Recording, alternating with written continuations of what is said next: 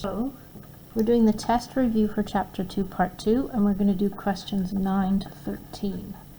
So it says, give the domain and range for the relation. So let's do domain, which is x. The smallest that x can, you say, the graph exists on the x-axis. Where? Where on the x-axis does it exist? So it exists from here to here. That's -3 to 0. Can it be equal to -3? Yes, because it has a closed bracket or closed circle. If it had an open circle, I would use a round bracket, but it says closed circle, so I use square bracket. And the biggest it could be is 0. Now the range is the y, so now it exists on the y-axis from here to here. So the smallest it can be is -5, and the biggest it can be is -1. And they're both, can it be equal to -5? Yes. And can it be equal to -1? Yes. So the domain, the range is -5, -1. Oh, these two are exactly the same, but not the brackets. See? So here, it can be equal to -3 because it's closed and closed, okay? So it has to be this one. And here, the smallest y, see it touches -5. The graph actually touches it here at -5, so that would be a closed bracket there. So here we have to say it's C. All right. Let's look at 10. Is this a function? So what we have to do is we want to graph it. So if you already know what this looks like, you can just draw it and then do the vertical line test. But if you don't remember what it looks like, then we got to put some numbers in. So -2, -1, 0, 1, 2. Let's draw a graph here. So if x is -2, so I'm going to go -2 bracket, and I'm going to cube it. That's -8. I'm going to go back and put a -1, so it's -1. Well, that would be 0. And if I just put a 1 in there, well, that's going to make it +1, and that's just going to be +8. So when I graph it, 1, 2, 3, 4, 1, 2, 3, 4, 1, 2, 3, 4, 5, 6, 7, 8, 1, 2, 3, 4, 5, 6, 7, 8. It's -2 and -8, -1, 1, 0. So it looks like this. And remember, x cubed gets big fast. That's why it goes up so fast. Now, we need to use the vertical line test. And we say, does it only touch the function in one place at a time? Yep, it only touches it one place at a time, so that means yes, it's a function. Okay? If the function looked like this, you could see that it touches in 2 places. That's more than one, so that's no, that's not a function. This is yes, a function. Okay? Next. Give the domain and range of the relation. Okay, so there's different ways to do this. Someone might look at this and go, oh, it's just an x, which means it's a line. And lines, well, they go on forever and ever and ever. If I just draw a line like this, it goes on forever and ever in the positive x-axis direction and the negative x-axis direction.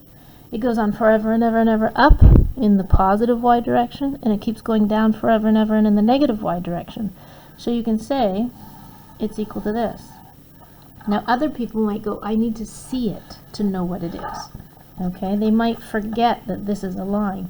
This is a line because the x value has a 1 on it that's hiding. If it has a 2, it's a parabola. If it has a 3, it looks like this. So if it always has just x to the 1 or nothing, which really is a 1, it's a straight line. So what you can do is you can graph it. You can make a little table of values, and you can go -2, -1, 0, 1, 2. Let's check. Let's put it in our calculator. So y equals 3 times something plus 10. So we're going to go 3 times -2 plus 10 equals 4. Now we're going to go back, -1, 7, back, 0. Well, we don't want -0, we just want 0.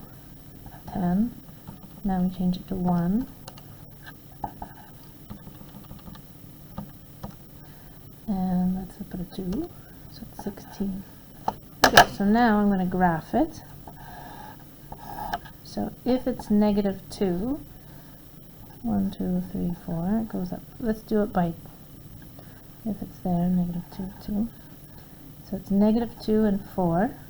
-1 is 7. There's 7 here. And let's do, okay, that's it. Well, I don't need any more points. I've got 2. It looks like this. Okay? So if it looks like this, it's a line. Okay? So it goes up forever and ever and ever in the positive x direction. It goes down forever and ever in the negative x direction.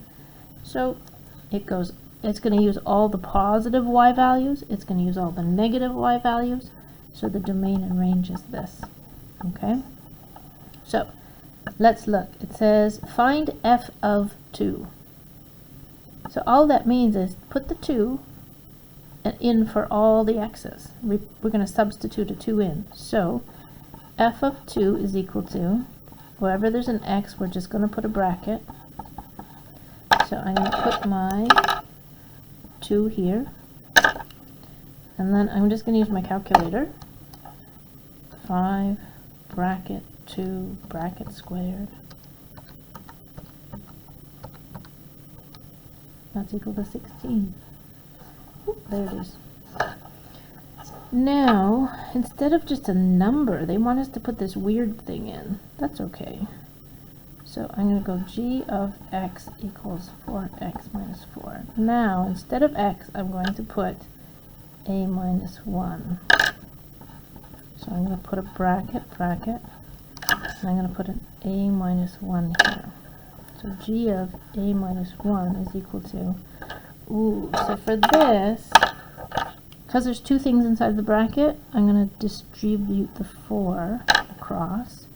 So that's 4a. This times this is minus 4. Well, these can go together. So I lose 4 and I lose 4. I lose 8. So there it is there. You couldn't see any of that. Okay, I'm going to do it again because you couldn't see any of it. Let me do that again. Sorry, guys. So let's write it out. So wherever there's an x, I'm going to replace it with this thing, a minus 1. So I'm substituting a minus 1 into g. Now because this is 4 times both of these things, I have to distribute the 4. So that's equal to 4a minus 4 minus 4, because that 4 goes here. Oh, these go together, so I lose 4 and I lose 4, I lose 8. So there. Okay, sorry. There we go.